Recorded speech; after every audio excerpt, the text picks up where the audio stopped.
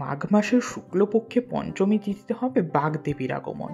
বসন্ত পঞ্চমীর সকালে চারিদিকে শুরু হবে দেবী ভারতীর কাছে পুষ্পার্ঘ্য দেওয়ার ভিড়।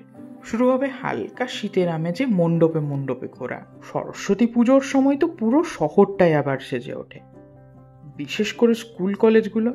কিন্তু চারদিকটা সরস্বতী পুজোর সাজে সেজে ওঠার আগেই কুমোরটুলি ব্যস্ত হয়ে পড়ে মা সরস্বতীকে সাজিয়ে তুলতে। মা দুর্গা, মা লক্ষ্মী, মা কালীর পর এবার কুমোরটুলির পালা বাগদেবীকে সাজিয়ে তোলার। সেখানে মায়ের সম্পূর্ণ সাজের পর তবেই তো শুরু হবে বসন্ত পঞ্চমীতে বাগদেবীর আরাধনা। সরস্বতী মহাভাগে বিদ্যে কমলোচনে বিশ্বরূপে বিশালাক্ষী বিদ্যাং দেহি নমোস্তুতে। এই মন্ত্রোচ্চারণ হবে মণ্ডপে মণ্ডপে, ঢাকের তালে আবার মাতবে চারিদিকটা। স্কুল কলেজগুলোতে ধ্বনিত হবে পড়ুয়াদের মন্ত্রোচ্চারণ। আসলে সরস্বতী পুজোটা না আমাদের বাঙালির কাছে একটা নস্টালজিয়া, একটা আবেগ।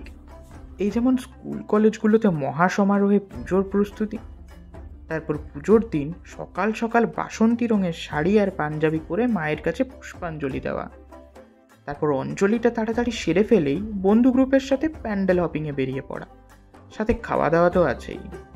তারপর পছন্দের মানুষটার হাত ধরে মণ্ডপে ঘোরা, সেলফি তোলা। এই প্রতিটা ঘটনাই কিন্তু একটা সুতোই গাঁথা, যে সুতোটার গোড়াটা কিন্তু হলো কুমোরটুলি, যেখান থেকে শুরু এই সবটার সরস্বতী পুজো।